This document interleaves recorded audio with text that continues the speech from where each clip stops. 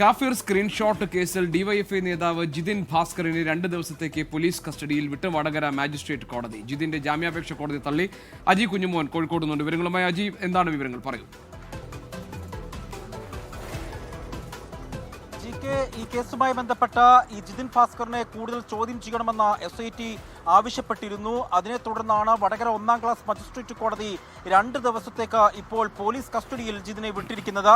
20-ാം തീയതി വൈകിട്ട് 5 മണി വരെയാണ് പോലീസ് കസ്റ്റഡിയിൽ വിട്ടിരിക്കുന്നത്. പ്രധാനമായും പ്രോസിക്യൂഷൻ ഈ കേസുമായി ബന്ധപ്പെട്ട് വാദിച്ചിരുന്നത് ഈ പ്രതിയായ ജിതിൻ ഭാസ്കർ സ്ക്രീൻഷോട്ട് നിർമ്മിക്കാൻ മറ്റേതെങ്കിലും തരത്തിലുള്ള ഡിവൈസ് ഉപയോഗിച്ചിട്ടുണ്ടോ എന്ന് അറിയേണ്ടതുണ്ട്. അതുകൂടാതെ ജിതിൻ അല്ലാതെ മറ്റാരെങ്കിലും ഇതിന് പിന്നിലുണ്ടോ എന്ന് അറിയാൻ കസ്റ്റഡി ആവശ്യം അനിവാര്യമാണ് എന്നാണ് പ്രോസിക്യൂഷൻ പ്രധാനമായും വാദിച്ചിരിക്കുന്നത്. അതേസമയം പ്രതിഭാഗം, അതായത് ജിതിന്റെ അഭിഭാഷകൻ ഇതിൽ വാദിച്ചിരിക്കുന്നത് ഈ കൃത്യമായ തെളിവുകളൊന്നും ഇല്ല, SIT സംഘത്തിന്റെ കയ്യിൽ കൃത്യമായ തെളിവുകളൊന്നും തന്നെയും ഇല്ല, അതുകൊണ്ട് ഇത് നിലനിൽക്കില്ല, ഈ കുറ്റം നിലനിൽക്കില്ല, ജിതിന് ജാമ്യം അനുവദിക്കണമെന്നുള്ള ഒരു വാദമായിരുന്നു പ്രതിഭാഗം ഉന്നയിച്ചത്. എന്നാൽ ജാമ്യാപേക്ഷ കോടതി തള്ളുകയും ചെയ്തു. തുടർന്നാണ് 2 ദിവസത്തെ പോലീസ് കസ്റ്റഡിയിൽ ഇപ്പോൾ വടകര കോടതി വിട്ടിരിക്കുന്നത്.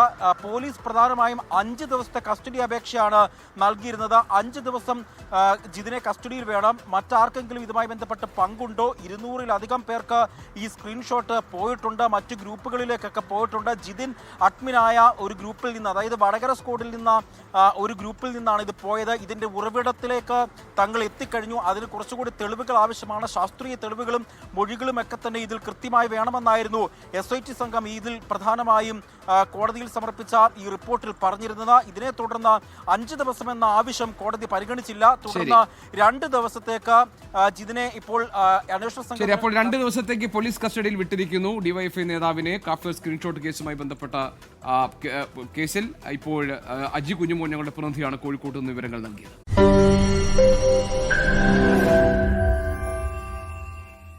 ലോകത്തെവിടെയായാലും ഏത് സമയത്തും 24 വാർത്തകളും ഓഗ്മെന്റഡ് റിയാലിറ്റി പാക്കേജുകളും എക്സ്പ്ലെയിനറുകളും വിശദമായി കാണാൻ ഞങ്ങളുടെ YouTube ചാനൽ നിങ്ങൾക്ക് സബ്സ്ക്രൈബ് ചെയ്യാം.